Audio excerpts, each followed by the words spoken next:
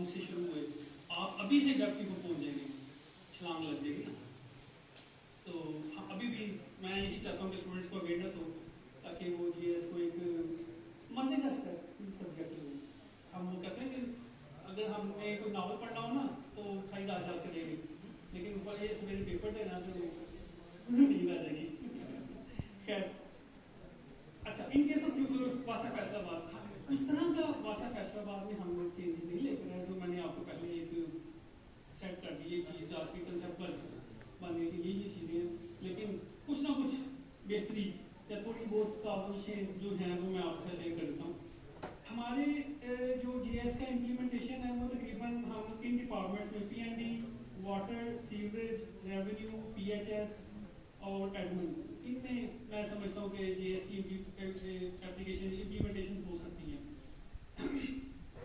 होता है क्या कि PND department, planning and design department करता क्या है कि वो बेसिकली डिज़ाइनिंग करता है, कहीं पे भी लाइन ड्रॉ करनी है, सीवेज की, वाटर की, जो भी केस आता है उसके पास, पीएनडी के पास आता है, वो एक उसकी पूरा केस तैयार करता है, उसका प्रोजेक्ट बनता है, उसके बाद लाइनें ड्रॉ होती है।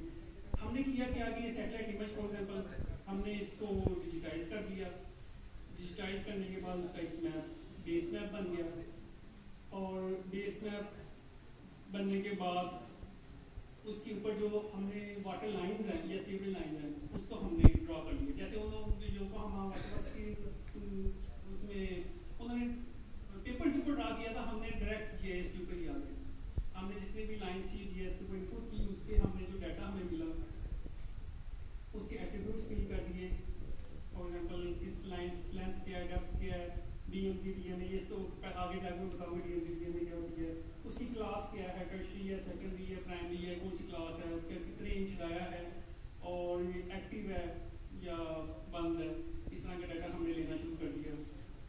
और ये डाटा हम जब बेस मैप हम देते हैं अपने सर्वेयर्स को, जो फील्ड में जाके उसके ऊपर फिर लाइन ड्रॉ करते हैं या बताते हैं कि यहाँ से यहाँ तक हमें लाइन की ज़रूरत है, तो हम उसी तरह उसको जीएस के अंदर पुट करते हैं कि डिपार्टमेंट में हमारा ये काम है। जो वाटर सेक्टर, क्योंकि वाटर एंड सैनिटेशन है बेसिकली, हम क्योंकि वाटर पहले आता था हम वाटर को फोकस करते हैं, सब तमाम लोग वाटर ही प्रोवाइड करना इसका काम है, लेकिन अल्टरनेटली सीवरेज की मेंटेनेंस भी इसका काम है। लेकिन मैं वाटर की बात करता हूँ, वाटर के अंदर हमने इसके अंदर क्या कुछ कर लिया हुआ है।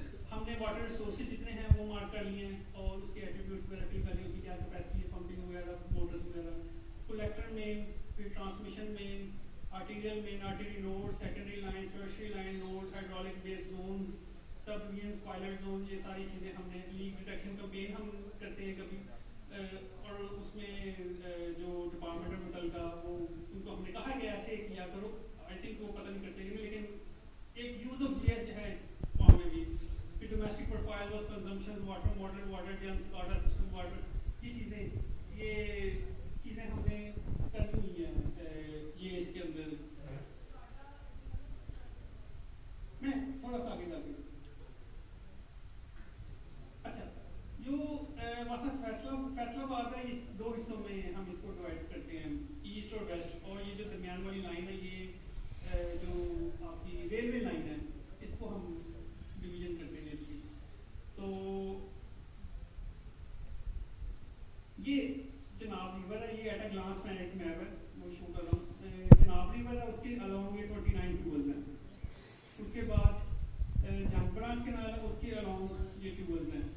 फिर जो मंसूराबाद और ये एरिया है रख ब्रांच केनाल का, उसके अलोंग ये ट्यूबल्स हैं, और ये पूरा फैसलाबाद, यानी कि 1, 2, 3, 4, ये हमारे कुछ पॉइंट्स हैं जो हमारे सोर्स पॉइंट्स जिसे हम बोलते हैं।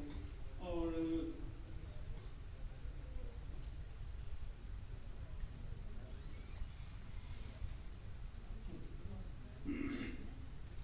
ये पीछे जो इलाका था, यहाँ से जो हम दो लाइनों के थ्रू, एक जो चलियोर से आ रही है और एक दूसरी लाइन जो जंगबरा से आ रही है, यहाँ से पानी हम यहाँ रेजर्वायर हमारा वहाँ तक लेकर आते हैं। उसके बाद हमारी 3 किस्म की वाटर सप्लाई लाइन्स हैं। एक को हम आर्टिफिशियल मेन बोलते हैं, जो कि 400 mm से 600 mm डाया की होती है, और इसमें ये वॉल्व्स लगे हुए हैं, चैम्बर्स हैं कहाँ कहाँ पे, उसका डाटा हमने पुट किया हुआ है।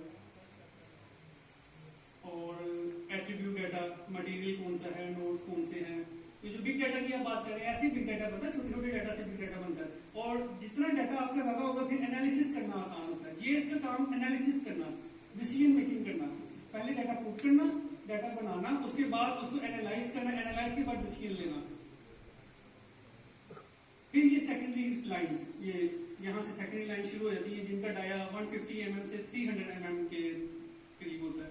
इनके भी एट्रीब्यूट्स हम लेते हैं, फील करते रहते हैं, अपडेट करते रहते हैं। और उसके बाद टर्शरी लाइंस, ये उसका जो बीच वाला ये लाइंस है, इसका डाया 75 mm से 100 mm के करीब होता है। यानी कि कंसेप्ट आपको क्लियर हो गया कि पहले टू कलेक्टर मेन से हमने टर्मिनल रिजर्वायर के अंदर पानी लाया, वहां से भी 3 किस्म की लाइनें पूरे शहर में सप्लाई कर दी। पहले आर्टेरियल मेन, सेकेंडरी और टर्शरी, इन 3 लाइनों में थ्रू फिर जो आपके घर को एक लाइन मिलेगी that is called tertiary line. तो इसका भी हमने वो डाटा जो हम लेते हैं अपडेट करते रहते हैं साथ साथ। ये हमने हाइड्रोलिक बेस्ड जोन्स बनाए हैं पूरे फैसलाबाद के, तकरीबन 16 जोन्स में डिवाइड किया हमारी वाटर सप्लाई नेटवर्क को। जो जो जो को हम आगे एग्जाम्पल में मिसाल में आपको बताया देखा था कि वो जहाँ पे आउटेज हुई है और दूसरे इलाके को कैसे उससे डिस्कनेक्ट करना ताकि वो मुतासर ना हो, उसी तरह से हमने ये DMZs बनाए हैं।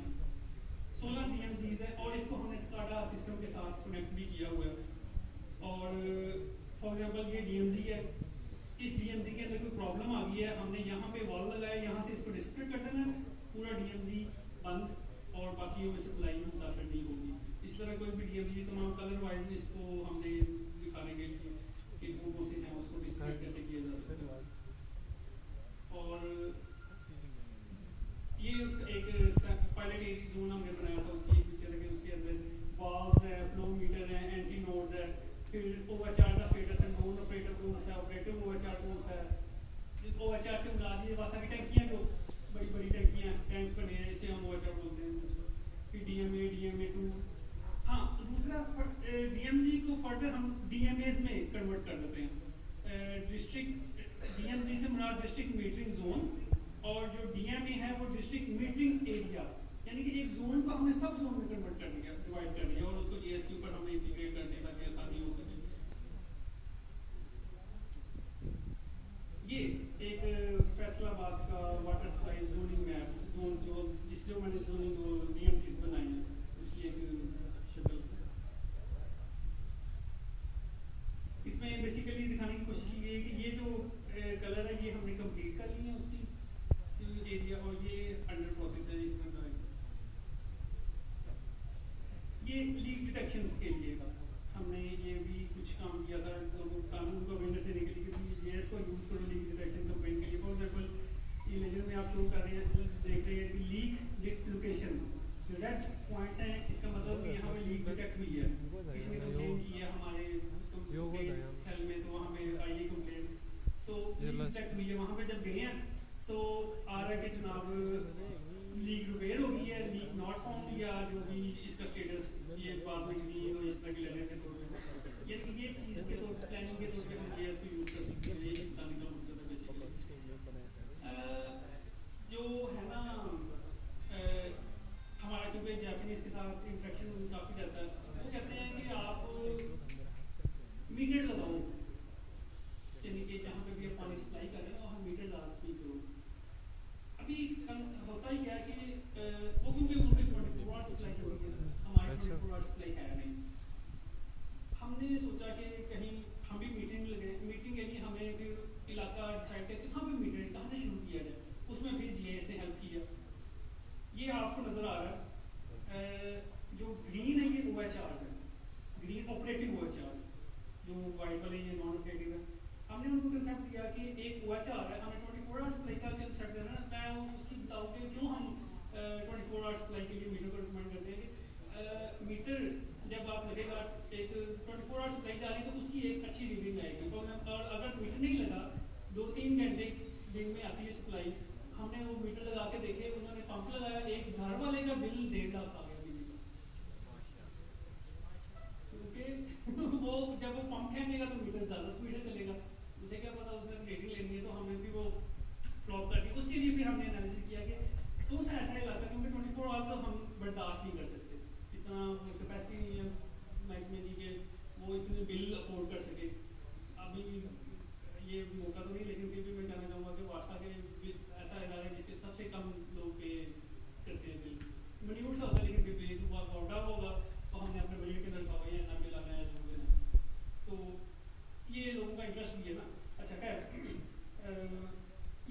वाटर मीटिंग जोन बनाएंगे, एक OH आ रहा है, उसके 2 किलोमीटर जोन के अंदर जो घर होंगे ना, वहाँ पे क्योंकि ज़्यादा अच्छे प्रेशर से पानी जाएगा, तो हम वहाँ पे क्यों ना इसको मीटर का, और ये डिसीजन GIS की मदद से हम इतनी आसानी से ले गए। हमने 2-3 इलाके ऐसे पायलट जोन्स किए थे। हमने तकरीबन 14,000 डोमेस्टिक मीटर्स इंस्टॉल किए और 585 कमर्शियल वाटर मीटर्स इंस्टॉल किए।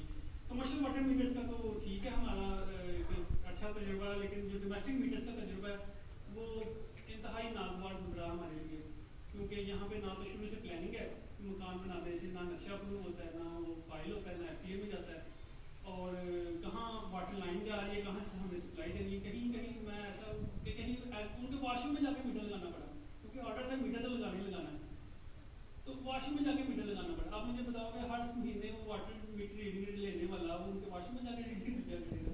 ये तो इस तरह की चीज़ है। खैर हर एक चीज़ जो किसी मुल्क में अच्छी है, हमारे मुल्क में अच्छी नहीं हो सकती। हमारे पैरामीटर्स हो गए, हमारे मसाइल हो गए, लेकिन खैर GIS जो असल मकसद था कि GIS ने कैसे अपना रोल प्ले किया वो बता दिया आपको। अच्छा, ये एक है कि कैसे ये एट अ ग्लांस एक फैसलाबाद का मैप, यानी कि ये जो नोट है रिवर चनाब, ये हमें हमारे उसके करीब जो ट्यूबल्स हैं, ये हमारे जो जंगरा के करीब ट्यूबल्स हैं, इनसे ये यहाँ पे पानी हमें कलेक्ट हुआ, और ये पूरा फैसलाबाद जिसके अंदर हमने वाटर सप्लाई किया, ये जोन जो ये एट अ ग्लांस वाटर का मैप था। अच्छा, अभी वो मैडम कह रही थी स्काडा सिस्टम का। अच्छा, खैर SCADA system basically integrated system होता है। अगर ये रूम है ना, तो मैंने एक डैशबोर्ड, ये हमने एक LCD लगा दी है, और मैं यहीं से क्लिक करके कोई भी कमरे की चीज़ ऑन ऑफ कर सकता हूँ, उसको ऑपरेट कर सकता हूँ।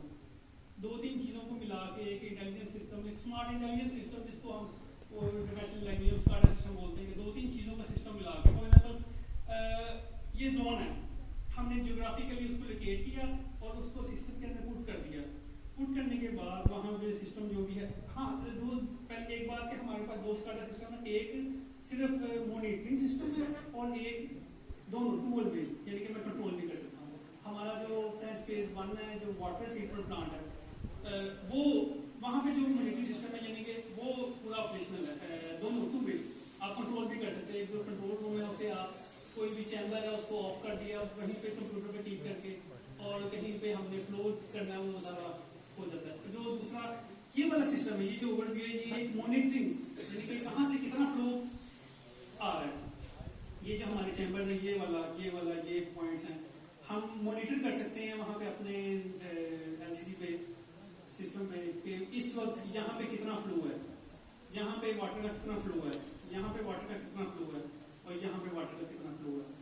तो ये एक उसका दूसरा सेकंड हम आ जाते हैं सीवरेज ऑपरेशन। उसी तरह इसके भी हमारे हैं 9 हिस्से, और इसको 8 सब में सब डिवीजन, बल्कि 10 हो गई है सब डिवीजन, 8 सब डिवीजन में डिवाइड किया हुआ है, और अब 10 सब डिवीजन में डिवाइड कर दिया, 4 5 है ईस्ट में, 5 वेस्ट में। उसमें ये हमारे पास वो टर्शरी लाइन जिसे हम बोलते हैं, जो 251 स्क्वायर किलोमीटर एरिया हम क्लेम करते हैं कि ये हमारी सर्विसेज के अंदर आता है। तो इसमें 9 इंचेस की जो लाइन है, ये वाली, ये टर्शरी लाइन हम इसे बोलते हैं। फिर जो सेकेंडरी लाइन, ये इसके ऊपर, यानी कि वो जो वाटर का तो ऑपोजिट था ना, कि आर्टिकल से सेकेंडरी से टर्शरी में आया, और सीवरेज का क्योंकि घरों से चलना है, तो वो टर्शरी से सेकेंडरी से मेन, वहाँ से फिर डिस्पोजल, ये मेन लाइंस, यहाँ से डिस्पोजल स्टेशन के ऊपर, डिस्पोजल स्टेशन से पंप किया, और जो वेस्ट वाटर है वो ड्रेन्स में चला गया, ये ड्रेन्स है, ठीक है। और यहाँ से फिर हमारी ईस्ट साइड पे माधवाना ड्रेन, और वेस्ट साइड पे ये पहाड़न ड्रेन के ऊपर हमारा वेस्ट वाटर चला गया। वो जो ये है वो चुकेरा ट्रीटमेंट प्लांट, यहाँ पे वो सर जो आपसे डिस्कस कर रहे हैं वो ट्रीटमेंट प्लांट है। हम अभी जो नया ट्रीटमेंट प्लांट बनाने जा रहे हैं वो इस साइड के ऊपर, ईस्ट साइड के ऊपर है। इस ये आई थिंक उसकी प्लेस है थोड़ी सी, इसे आगे पीछे हो सकती है।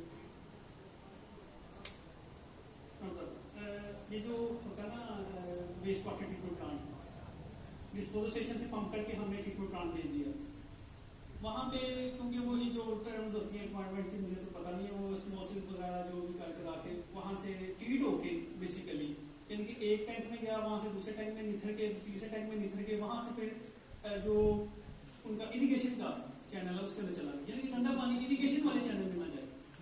दूसरा जो हम इस साइड ट्यूब बनाने वाले हैं उसका भी यही पर्पज है कि इस वो जितना भी पुणे वाला से और पीछे से जितनी भी इंडस्ट्री आ रही है वो हमारा जो नीचे वाला पानी है जमीन को खराब कर रही है, पीने के काबिल नहीं बना रही है, क्योंकि वो हर वैसे तो इन्वायरमेंट के पॉइंट ऑफ व्यू से हर फैक्ट्री, हर जितना भी इंडस्ट्रियल यूनिट है उसके पास अपना ट्रीटमेंट प्लांट होना चाहिए कि वो ट्रीट करके आप बाहर भेजो, लेकिन यहाँ पे कोई भी इंडस्ट्री इसको फॉलो नहीं कर रही है, इन्वायरमेंट वाली इम्प्लीमेंटेशन करने में विभिन्न काम है। तो वासा नहीं है, अपनी एक रिस्पॉन्सिबिलिटी समझे कि हम ऐसा करते हैं कि यहाँ पे एक ट्रीटमेंट प्लांट लगा देते हैं, जो पुणे वाले से फैसलाबाद का तो चलो जो हो गया सो हो गया, आगे जो पूरा रावी में जाना है और इलाके जितने मुतासर हैं वो मुतासर ना हो, हम वाटर ट्रीट करके जिसके अंदर इंडस्ट्रियल भी शामिल है और हमारा वेस्ट भी शामिल है उसको ट्रीट करके हम उसके अंदर भेजें जो रावी में जा रहा है सारा सिलसिला। और दूसरी वजह ये है कि हम ईस्ट साइड के ऊपर, क्योंकि हमारे मेन सोर्सेज वेस्ट साइड के ऊपर, ईस्ट साइड के ऊपर पानी की जो मिकदार पूरी नहीं कर सकते, तो यहाँ पे जो गेरा ब्रांच के करीब हम एक नया treatment plant, surface water treatment plant लगाने जा रहे हैं। और उनकी थी कि हम आप क्योंकि पानी हमसे ले लोगे तो हमें क्या दोगे, तो फिर हमने कहा कि हम आपसे नहरी पानी ले लेंगे और आपको ट्रीट करके उतनी ही मिकदार में आपको वापस दे देंगे। ये एक पर्पज था बेसिकली। अच्छा, रेवेन्यू जो आजकल मेरा डिपार्टमेंट भी है बेसिकली, इसमें भी 251 स्क्वायर किलोमीटर को ही 8 सब डिवीजन, इसमें हमने जो अपना रेवेन्यू डायरेक्टोरेट है, रेवेन्यू डिपार्टमेंट, उसको हमने रेवेन्यू वार्ड बाउंड्रीज में, तो उसको अब हमारी बाउंड्रीज में हमने उसको वार्ड बाउंड्रीज बनाया हुआ है कि इतने वार्ड हैं, इतने सारी चीज़ें, उसको फिर फर्दर हमने कॉलोनी बाउंड्रीज में डिवाइड कर दिया। और रिसेंटली 875 के करीब हमारे कॉलोनीज हैं, फिर हम उसके ऊपर GSB से एनालिसिस कर सकते हैं कि वार्ड वाइज हम इतने कनेक्शन है किसी में। फॉर एग्जाम्पल जैसे शो हो रहा है कि इस जो वाइट है वो 0 से 1045 के करीब कनेक्शन है इसके अंदर, और जो ग्रीन ज़्यादा है उसके अंदर, ये ब्लू ज़्यादा है डार्क, उसमें सबसे ज़्यादा 19,935 के करीब कनेक्शन है। ये GSB से हर मंथ की ये रिपोर्ट हम बना लेते हैं। फिर डिसीजन मेकिंग के लिए कि कौन रेवेन्यू ऑफिसर या ऐसा कौन अच्छी कारकर्दगी रेवेन्यू बेस दे रही है, उसके लिए वार्ड कनेक्शन पे इसका एनालिसिस भी कर लेते हैं।